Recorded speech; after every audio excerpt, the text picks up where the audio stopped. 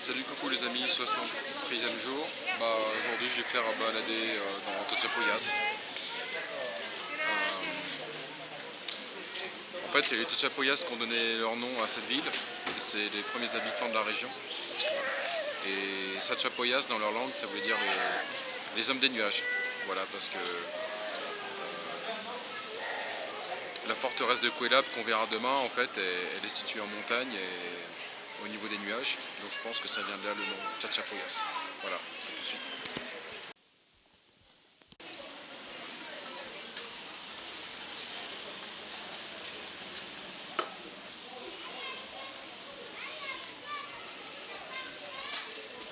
La ville est fondée le 5 septembre 1638 par le conquérant Don Alonso de Alvarado. On pense que les colons espagnols ont déplacé la ville à son emplacement actuel en 1745. La ville conserve encore ses larges maisons coloniales de grandes cours et des salons et des tours en tuiles. Sa place des armes située à l'ouest est un carré parfait de 100 mètres de côté. Sur le côté sud de la place se trouve un monument au héros d'Arica, le colonel Francisco Bolognesi. Ce fut un lieu très important pour les corridas. De la période de l'historiété date la légende selon laquelle le chef indien Pantoja aurait demandé au vice-roi la permission d'installer un toit en or dans sa maison. Ce trésor et d'autres seraient cachés dans l'une des 40 grottes qui entourent la ville.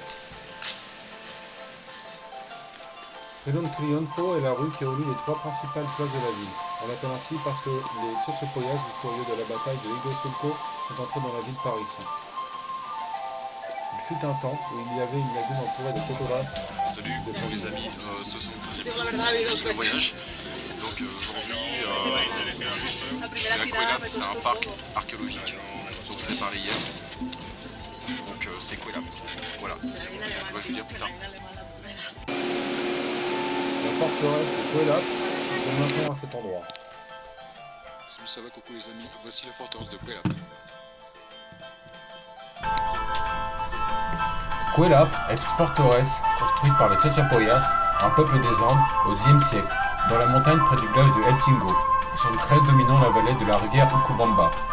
La forteresse est située dans le district de Tingo, province de Luya, dans la partie sud de la région d'Amazonas, au nord du Pérou, à 3 heures de la route de la ville de Chachapoyas.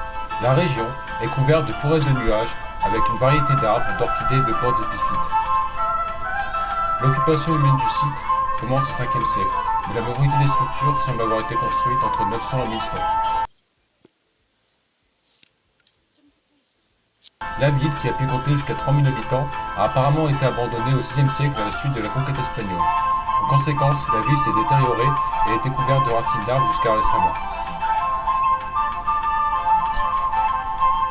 Ignorée jusqu'à récemment, la citadelle fut découverte par un juge de Chachapoyas, le docteur Juan Crisóstomo Nieto.